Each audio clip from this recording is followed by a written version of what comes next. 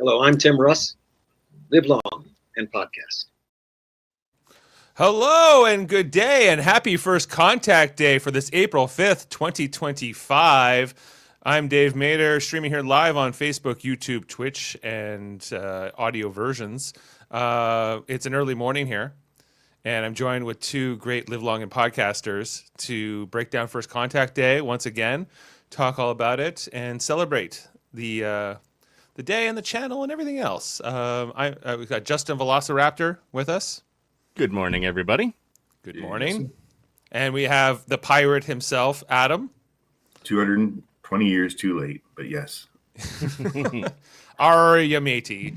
And spoilers for First Contact Day. We're going to get into it and talk all about the day that we're meant to celebrate Star Trek Day. So Dave, thank you, Sam. Hey, thanks, Sam. Sorry to interrupt you there. Hey, Sam.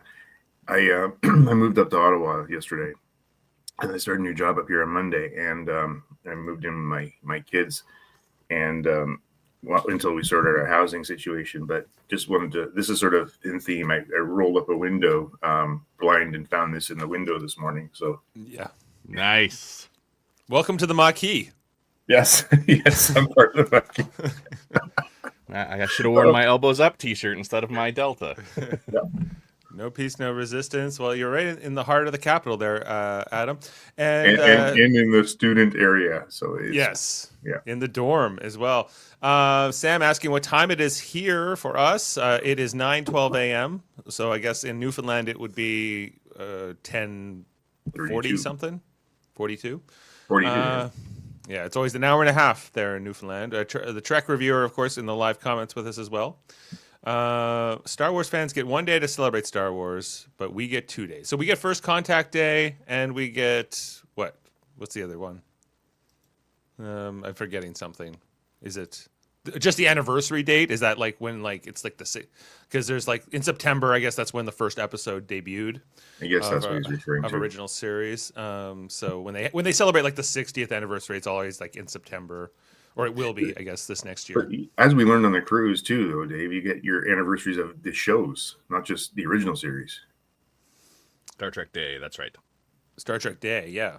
Yeah, well, all the shows used to debut in September, but this is the year, right? No, or is it next year? It's next year that is technically the 60th, because 2026 will be 60 years from 1966, when the show first debuted.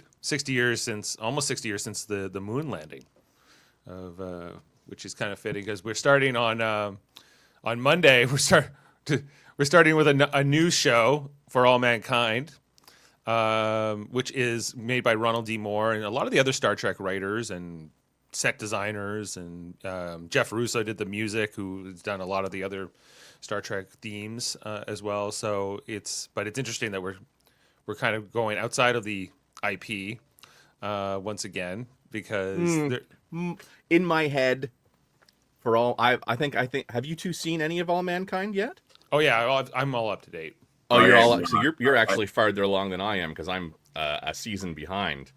But I in my head, this is a prequel to Star Trek. It could be. I feel like I feel like this is what Enterprise could have been in like the they could have done a few lead ups to it, like instead of like, hey, we're going warp 5 and everything else. It could have been like, because there's not all that time in between First Contact with Zefram Cochrane and when we see Archer and the crew of the NX-01 go out, which is like 60 years later, right? Or it's almost it's more than that. So like those first. It would have all been on Earth, and I think that was part of the original plan, was that a lot more of it was going to be done on Earth, not in the way that All Mankind is, but I don't know. And it was interesting. You know how I feel about Enterprise. Yeah, because on the cruise that Adam and I went on, we got to see Brandon Braga, or is it Brannon? I never quite know how to say his name correctly, but you know who I mean, Brandon Braga. He did a whole panel, and of course he was a co-creator on Enterprise, and so he got into that show quite a bit. And he was like, I wanted to do more about like it being tougher and them having to kind of figure it out. And then the studio said to him, we just want a ship in space. Like they didn't even want a prequel. He had to fight for just this idea of a prequel. Oh. Did we almost get Captain Worf?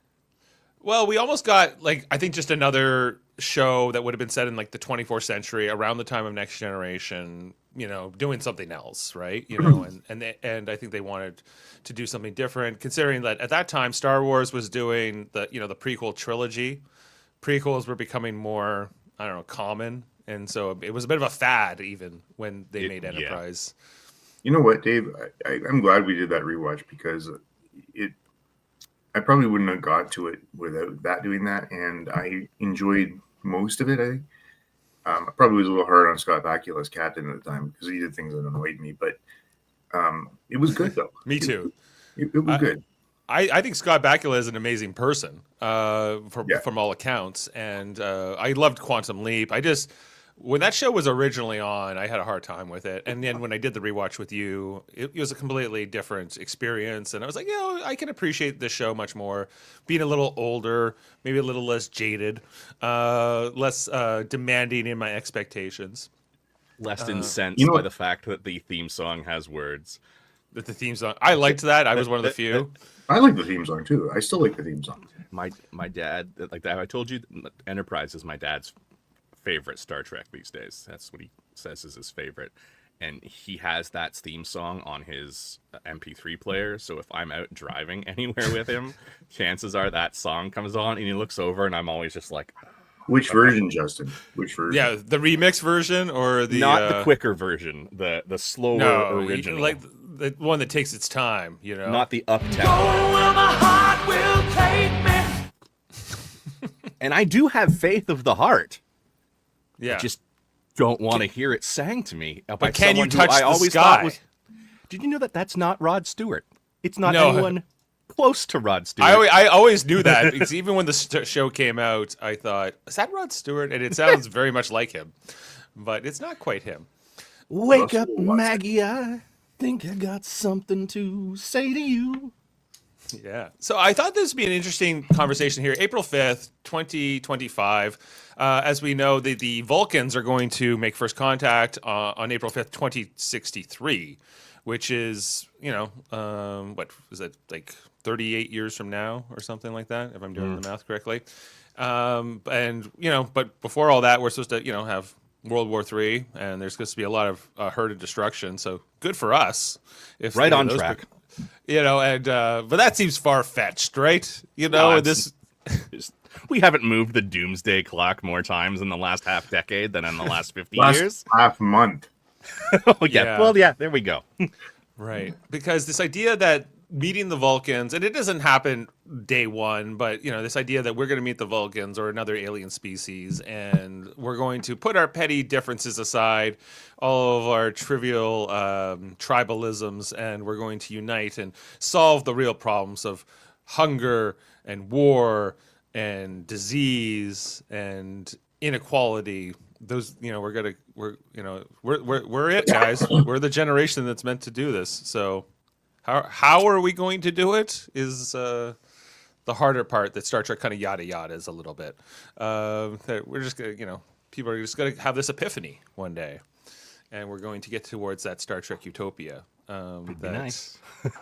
Wouldn't it be? So there's that part of the theme today, but also I think, Adam, you also wanted to talk about just how we maybe made first contact with Star Trek ourselves. What was our introductions respectively, and why it's important to us. So I think you've talked to me about it before, but just for our listeners and everyone else, what was your introduction to Star Trek? My introduction, I was born in 1971. My uncle was born in the late 1950s, I think. And he was prime age when the original series started. I think he was just over 10 or 12 years old. Anyway, as I grew up, he was watching reruns through the 70s, and, occasionally I'd be, stay with Uncle Paul. We're going out. And Uncle Paul would do nothing better than turn the TV on and put me in front of it and watch what he wanted to watch. And most of it was Star Trek. And that's what I remember. I think I remember watching One Adam 12 or Adam 12, whatever it was called back then. But anyway, this Star Trek was the show. In back as a young, like late 70s kid, I was scared of it. Like there was a lot of scary episodes. So that's what stuck with me. But as time went on, and so that was my series, I think, introduction. I never really watched the animated series that much because I do remember being on TV, but I never really watched it. But I have vivid memories of going to the motion picture with my parents at the Burlington Mall. Actually, Okay. The motion picture you went to see. Yeah, but I was young. I was 8, Mm-hmm. and I remember being extremely bored in that movie. Now, time went on, and Wrath of Khan came out. That was 84, I think. Dave, was it? Wrath of Khan was 82. 82. So when that movie launched, that for me remembers being the switch. I loved that movie. I went with my friends at Burlington Mall again, and saw that about 7 times probably in that theater over that year. But that was just a fantastic movie and became the catalyst for me really getting engaged in Star Trek. And then, of course, the movies through the 80s. But then I remember watching the first airing of the pilot, or not pilot, but engagement or Encounter at Farpoint, and just going, this is interesting, because it was so different than the original series. So different. And I wasn't sold immediately. It took me, well, as many of us, that next gen for season 1 was a little tough to get through. But quite loved it. Now I'm going to turn off here for a second and give it to one of you guys because I have to plug in. Just give me a minute. Okay. And Justin, I think, are you muted on your side? I'm good now. I accidentally hit my mute button there. Okay, yeah. I was just saying to Adam that I couldn't believe that he didn't enjoy the first Star Trek in theater, that the masterpiece for all ages that was. Listen, it's hard now to get through that movie. Never mind when you're 8 years old. Yeah, so true. When we did the review here on the podcast, I remember Kevin was like, the first time I had it on, he was working. He was kind of doing stuff on the side. He was like, "This is fine." And then when he actually tried to sit down and watch it, focus on it, then it got really hard. And the movie really does drag. Fun fact: Wrath of Khan came out the weekend my parents got married. I'm not really quite sure when they saw it afterwards. But Justin, what was your introduction? Wow, I had an uncle too. You also had an uncle. Oh, but, it's always somebody's uncle. He wasn't the one that actually introduced me to it. He was the one that introduced me to Star Trek video games way back in the day. But my dad has been a Star Trek fan his whole life. And when I was young, some of my first memories are sitting with him on this god-awful woolen knitted couch, just pure 80s, and watching on this 1,000-pound console floor model television, and seeing those episodes of TNG, the first couple seasons. I think that I can remember the first time I watched Encounter at Farpoint with him, but I think I might just be jumbling together other memories because I would have been really young. Because I was only 4. And you're a year older than I am. I'm a year older than you. Or you're in 84, right? Yeah, I'm 84. You're 83, right? Right.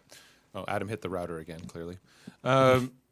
Yeah, so I vaguely do remember it. But part of me wonders how much of my memory is reliable because I am 4 years old. Yeah. But I remember.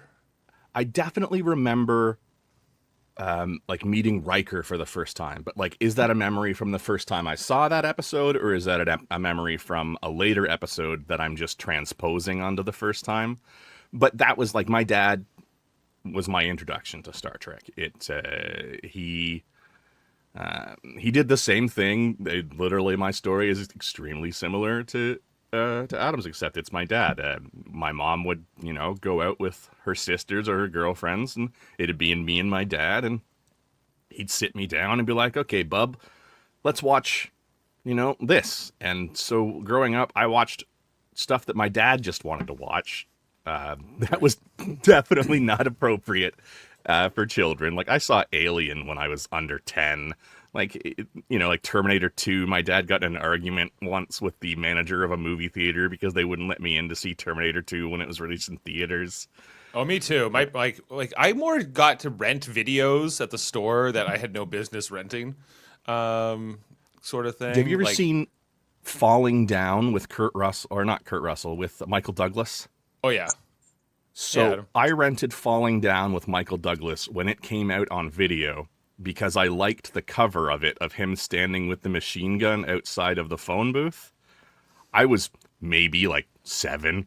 That is not a movie for 7 years old. No.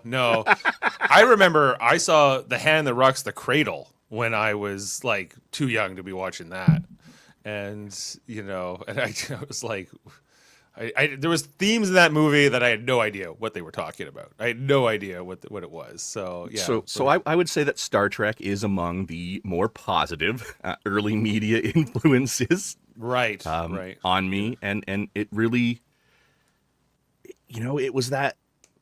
I've always loved space. I don't know if you can tell by the hat and whatnot. Been fascinated by space. I'm a member of the Planetary Society.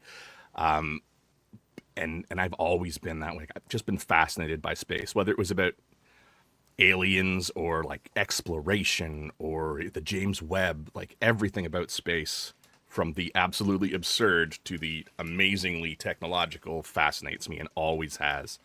So for me, having this show where it's set in space with a cast at the time that was very diverse, with some moderately strong, still problematic female characters, but I mean at the time in the 80s, like, awesome. There's a doctor, and she's got command level, and a security officer, which they didn't really utilize, but still, like, and these larger than life figures, and it just drew me in because it was just a vision of a bright future, like people it had that Superman, youthful naivete quality to it, of truth, justice, and the American way, a purity, in if the you will. 80s.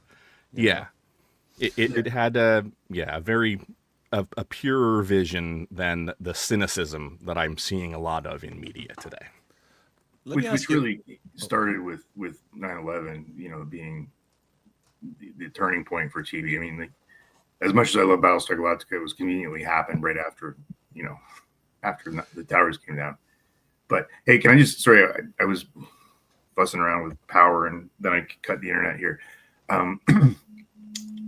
Just to come back to Next Gen, because what you said there, I was listening on my phone, was so much of what I experienced as well. I mean, I went to high school in the late 80s, but really came on board in the 90s when I was in university, 91, 92, 93, 94. And at that point, there was enough shows. They had 3 years of 26 episodes a year to do. Remember, if you guys remember this, City TV did the shows every night at 7 and then 8. You had 2 hours of Star Trek. But then on Thursdays, when the shows aired, it was Thursdays, it became the university thing for us all to do. Huge rooms full of people, all dropped everything and went to watch Next Gen before pub night. So yeah, because I grew up awesome. in Montreal partly until I was 13, which was around 1996. So I remember coming to Toronto in 96, and it was almost like Star Trek opened up even more for me. I was already a fan, but when I got to Ontario, I don't know, there was the new VR was always having episodes, CDTV, eventually Space comes along, the Space Channel, which eventually becomes the CTV Sci-Fi Channel. But it was on TV all the time here, all the time. Compared to when I was growing up in Quebec, it was on Channel 22 ABC Burlington, Vermont, was our usually the one who was carrying episodes of the show. So it was only on maybe once a week. I guess there was syndication on. I can't remember who had it. It was probably ABC as well back then. And I don't know. There was some part way through my elementary school days. It was not just my family, because my parents were original series fans, and not so much Next Gen fans though. And my friends, I don't know, in school, in grade 5 and grade 6, were Star Trek's great, you know, and like they got excited about it, and it made me excited about it. Even though I'd already seen it, I was already a fan in a sense, but I became a really big fan during those years. I guess, you know, we're talking like 1992 to 1994 in that sort of time frame. And of course, that corresponds to the end of Deep Space Nine, or the end of Next Generation, the start of Deep Space Nine, eventually the start of Voyager.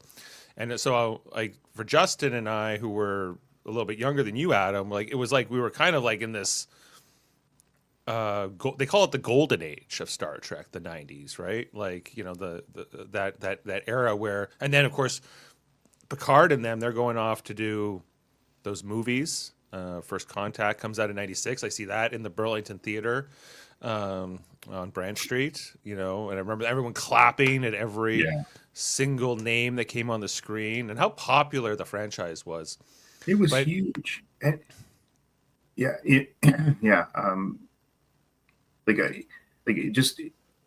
don't remember it. I mean, maybe Seinfeld in those years was too, because people watched that and they dropped everything. But this was TV too, by the way. We didn't have streaming. Right. And there were like I was a member of the Star Trek Canada fan club. Like, I don't remember a lot. Like, the only other fan clubs I can remember growing up, my best friend was a girl growing up who also loved Star Trek. She was the only one of my friends who loved Star Trek. Shout out to Adele, who does not watch, but I will send her this clip, who watched it with me, and we had the toys together, so we'd play, like, Enterprise with our tricorders and our phasers and that. But the only fan clubs that I remember other than the Star Trek fan club growing up were the fan clubs that she subscribed to, which were like the Jonathan Taylor Thomas fan club or like Teen Beat fan club. So like they weren't franchises. Like, I don't think there was anything off the top of my head that I can think of that I could even compare Star Trek in the 90s to. No. Other than maybe like medical dramas, like ER, I guess, was huge with a different segment of society around partially the same My time. mom loved ER, right? Same with my mom. Like 90210, I think, Yes. was my mom loved that one too. Yep. What was the other one? Melrose Place. Yeah, my mom loved that one. And there used to be like, well, I guess it still exists, the show called Entertainment Tonight, right? Mm-hmm. You know, E.T., right? And 11 o'clock. It totally does still exist. And back then, like, E.T. it felt a little different. It was back when we're talking Mary Hart, John Tesh days. And I remember my mom watched that every night, even though she wasn't I don't think she was watching every episode of Next Gen, but sometimes they would do segments about Next Gen on ET. All right. So John Tesh guest stars in the second season as a Klingon. And I remember the episode when Tasha Yar dies, and they were like, they're killing off a main cast member on this show. My mom was like interested into that, and that got me into it. And then there was the toys and everything else. But yeah, like I just felt like it was just more of this pop culture zeitgeist. And then, you know, it was interesting how you're talking about how you both had uncles who got you into it, or your family, your parents maybe in some cases. But I've had very little success getting my son interested in Star Trek. We need to get Eamon on track. We need to get him on track because I don't know, like he's watched a couple episodes, but he's just never been that interested. And I don't know, like there has been this talk about how it was, you know, from our parents' generation to ours, you know, with the millennials and / Gen Xers. And now we get into the Zoomers, and I don't know, like there wasn't quite that passing of the torch in quite the same way that happened previously. And I don't know why that is. Maybe it was because phones came along, or the internet came along. Know what, though? Like talking to my kids' age who are, you know, in the early 20s, they really like the Kelvin Universe movies. Okay. And and we haven't seen any now for almost a decade or more. Yeah, and some Star Trek fans hate those Kelvin movies, Yes. right? Because they think they're making it too much like Star Wars. They're making it too much of an action thing. You know, I think those movies are mostly okay. I don't like the second one because I think that the casting choice around Khan and Benedict Cumberbatch was way off, and And the marketing. and some of the Section 31 stuff I don't care for either. But like I think in general though that cast does do a good job. I think that they're doing their best, and I think that if that gets people excited about it, then I'm all for it. But one thing about that cast, and let's talk about the cast real quick, is that like unlike the Star Trek casts, those guys were invested in Star Trek. These guys are in Marvel. They're in tons of other things. They're just busy. Like you can't, so they're not pumping out the movies as they were before. And but if I may just go back to the early '90s, another big moment for me was actually going to a Star Trek convention, not a fan fest or fan expo or anything like this, at the Constellation Hotel up by the airport, Toronto Airport. And I remember Jonathan Frakes and Marina Sirtis were there, and you didn't have to pay more. You paid to get in, and that was it. And as a student, that meant something. And the trade show was great. It wasn't I don't know. It wasn't like going to Fan Expo. It's just too big, too quick, too crowded. Yeah. But the actual panel discussions were hilarious. They really put a lot into it. Jonathan Frakes, I'll never forget. He was such a great animated speaker, and really got the audience engaged. And it was just one of those great moments that I remember from Star Trek. That would have been great. That's one thing I don't think we ever did. I didn't do crowds well as a child, so we didn't do the conventions. But I try to find a Star Trek hear convention these days. You can't. Oh, You no. can't- Mm-mm. Like the cruise was the closest thing, which is Yeah. part of the reason we wanted to do it. Do you guys remember the? I never got down to it, obviously, but there was that Star Trek experience that they had in Vegas. I The didn't. Jane went. late 90s or 2000s. And I regret that I didn't go, because I was like, I'll get to it one day, and then it closed. But no, I never got out there.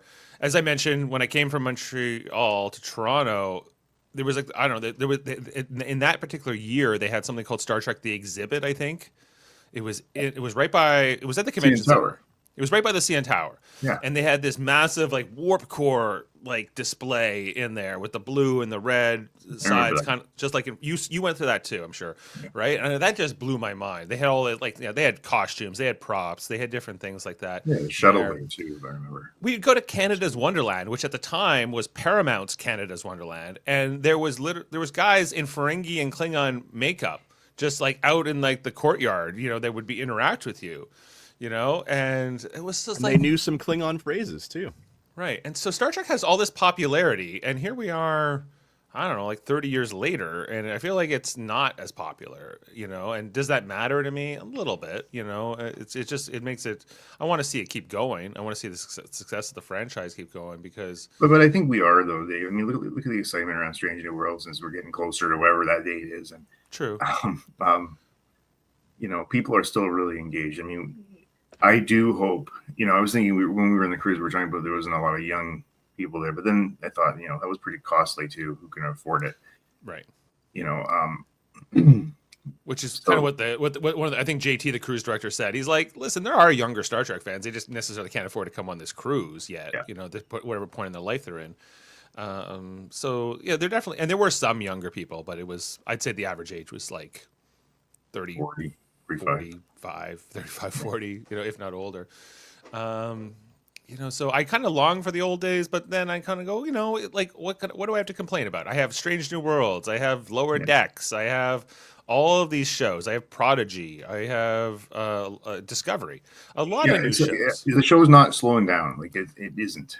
We have Starfleet Academy, a new show coming out sometime very soon. So it's not like sometimes I feel like I'm despairing too much about things, but then I think I'm like, why can't there be a kid's birthday that's Star Trek themed? Why is it only Star Wars? And the other thing too is that the movie experience has really changed too. I go quite often still, but I'm consistently amazed. First of all, the lack of quality content that launches. There's very few blockbuster movies anymore, it seems, because they just hit the screen and then they're streamed. Right. But that's the one thing I do miss is, and not just for Star Trek, but particularly for Star Trek, going and getting the clapping and getting the audience engagement that we used to see, and when you go to to go to the movie theaters, but we don't seem to see that anymore. And I really do hope they get another big grand motion picture because I love it on the big screen. Yeah, like we used to get a new Star Trek movie basically every 2 to 3 years. And that went from like 1979 when the motion picture comes out until probably Beyond, really. So Star Trek Beyond's 2016. I think that Into Darkness was 2013.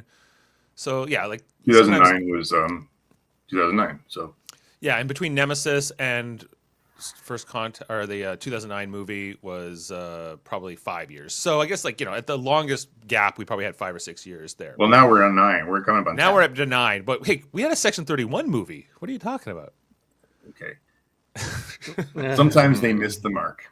Sometimes, well, not all the Star Trek movies are great either. Some are better than others, and just like the episodes, right? And so it's not all perfect. I don't need it to be, quite frankly. Well, Justin, for every one first of the contact conversations we've had on our whatever podcast we've been doing is when you had, particularly with, I think it was last time was Enterprise, when you had 26 shows in a season, you could screw up an episode from time to time, and it was okay. But when you only have 10, they got to hit everyone. And I've been kind of struggling with that, the dilemma, because even Nana Visitor on the cruise admitted, there's something very unhealthy, of course, about making those 26 episode seasons and then working consistently 18-hour days. But on the other hand, when you only have a 10 episode arc in a season, it's just you spend a lot less time with these characters, and there's a lot less time for them to grow, and you get to know them, get personal with them. And then we're previewing the Strange New Worlds trailer the other night, and Jody was getting mad about this theme episode that looks like they're doing a murder mystery sort of holodeck episode of some kind. And he's like, "Why are they doing that?" And he's getting upset because they're burning one of the 10 episodes on something he might not be excited about, right? But if it was mixed in with 26 episodes, he might be a little less upset about it. Dave, I was quite upset around the Rhapsody show last year when they did. But going back and watching it, I quite enjoy it now. So. Right. So hey, and sometimes your take on the first viewing is not how you're going to be left with it, right? And so even stuff like original series for me is a lot better than what I used to think about it. I felt the same way about that Rhapsody episode. When I first watched it, I was like, this, okay, you guys are doing great. You're all great actors. The choreography is good. I was like, but this is not really what I wanted to watch. But then I watched it again, and I was like, you know what? This is actually delightful. Now that I'm not having any expectations about wanting a new episode this week, I really enjoyed it. Yeah. And I think that is, I was never like that in 26 episodes, in classic TV seasons, because I knew there was going to be stinkers in a 26 episode season. There's going to be filler episodes. There's going to be episodes that aren't going to hit the mark, and they're not going to be too worried about them because they're going to bookend them with strong story arcs. But with these 10 episodes, sometimes you get a Rhapsody episode and you're just like, that's 60 minutes out of 600 that are now no longer part of this plot arc. Well, it was in the first season where they did that other one where they were, was it flipping back and down? I still don't like that one. Dave, you know the one. They're flipping back and forth. Their gimmicky episode. Which episode? With the time crystals or something? Yes, that's the one. Yes. Yeah, you mean in Discovery, or you mean Strange New Worlds? Strange New Worlds specifically. Who can remember? There's so many episodes. Well, guys, but you see, you haven't been embedded enough because you remember every freaking Next Gen episode. Just describe 5 words. I just haven't rewatched. I haven't rewatched Exactly. these newer shows as much because and so it was interesting on the cruise because they were replaying some old Strange New Worlds episodes, early ones, and even Discovery episodes, and I was like, this is better than I remember it being, or it's so that was kind of the thing. Syndication has also changed, and our ability to kind of rewatch and kind of see things. Well, every time now we can pick everything. Before we just had to turn the TV on and hope something was on. Right, and that's part of the difference now is that you have to more elect to watch this. You have to go out of your way to watch it, right? So it's just a thumb difference. Through the TV guide and mark down on a piece of paper what time and what day things are playing, so you knew when to sit in front of the television. Yeah, which is why exactly why I'm so engaged. Yeah, I remember opening the TV guide, but watching now, I'm so excited to watch For All Mankind because I've been meaning to do it, and now Now we're making you. yes. So it's good. Do your homework, sir. Well, guys, we have to wrap up here because I have my interview with Steve Shives coming up in about 15 minutes. So this has been a great discussion about our love of Star Trek, our celebrating of First Contact Day here on this April 5th. And it's been great, guys. So thanks for coming in this morning to do this. And Great to see you both. Good to see you both. Really good. Let's keep our fingers crossed that those Vulcans are met with a handshake and not a hot shotgun. Hey, Dave, can I just ask one more thing here, or say one more thing? Listen, Yeah. I just finished my 14-year career at Pet Value, and when I left the other day, the team made it pretty special because they know of my love for Star Trek, and everybody was wearing colors from the original series, not the original series, the original series and Next Generation. Some even bought shirts and uniforms to do my send off. The cake was the executive team, all on the original cast, the Next Gen cast. You know, the iconic picture of them sitting around. So it was really great to see, and I really appreciate them all for that. So Yeah, they made you a cake and they photoshopped your face onto Captain Picard's body, which I thought. No, it was Riker's body. Oh, Riker's body. Oh, yeah, it was the woman that was on Picard's body. Yeah. Yeah, so that was great, you know, and so they clearly know you. You're very associated with Star Trek to them for some reason. Oh, my God. There's some Facebook stuff out there where they're all going live long and podcast or live long and prosper, pardon me, and it was great. So it was nice. That's awesome. I really like to see those cake when you posted those pictures. I really enjoyed that. Yeah. Well, me too. To the journey, Adam, on your next Pet Value. onto your next assignment. Your next posting. We wish you the best of luck out there. You know, sad you've left us here in Burlington, but you know, at least you're still. I'll be back. You're still in Canada. Back and forth all the time. Make sure everybody to check out all our other great podcasts and content here on the channel. As I mentioned, I have this interview with Steve Shives coming up in just minutes from now. Steve from his YouTube channel, where he does a lot of Star Trek videos. He also does a lot of like political and activist related videos. Really recommend you check it out and subscribe to his channel and check out our conversation coming up. We had Sean on last week, Sean Farrick from What Culture / Trek Culture. Great to talk to him and get to know him more. And we have our ongoing series with Star Trek The Next Generation right now on Thursdays. We're going through each episode and talking about all of them. We just did The Dauphin this past Thursday. How did that go, Dave? Well, you know, we didn't love it. And, you know, but we... 26 episodes, you got ones to burn. You got ones to burn, but, you know, it gives us more character development. So, you know, you got to look at some of the positives. On this next Thursday, we are doing Contagion. Everything to do with the Iconian gateways and everything there. The Yamato is going to blow up. Spoilers, I guess. Oh, I like that episode. Do you have a full cast for that? No, we need one more actually. We got there you go, buddy. No. Murphy already claimed it. Sorry, okay. I'm sorry. Well, if anybody jumps, I'm up. Yeah. It was quite the disruptive class having Jody and Chris next to each other. I gotta tell you, for that podcast, I was like, I'm gonna have to bring you two up because they just make dirty jokes to each other the whole time. And anyway, and try to get Heather going. But on, as I mentioned, on Monday we start For All Mankind. So please check out those episodes. If it's great. If you haven't watched the show, it's a great opportunity to watch along with us and talk all about it. We're gonna try not to spoil anything as we go. Yes, I'm going to try to join you guys on maybe 1 or 2 episodes of that one. I'm going to try to rewatch it too because it's been a while since I've seen the first season. Thanks, Chris. Yeah, Chris is letting you have it. So okay, so it's Jody, Heather, and Adam now for the Contagion on Thursday night. So great, guys. Thanks so much. And since we kept mentioning Bohemian, what was it called? Bohemian Rhapsody? No, it's not. What do they call it in that episode? I can't remember the Rhapsody episode. Yeah. Space Rhapsody, is that what they call it? Okay, yeah, something like that. we'll play you out on a clip from that. How about that, guys? Live long and podcast. Happy First Contact Day. Happy First Contact Day. And I'll see you soon. Day. I keep us connected.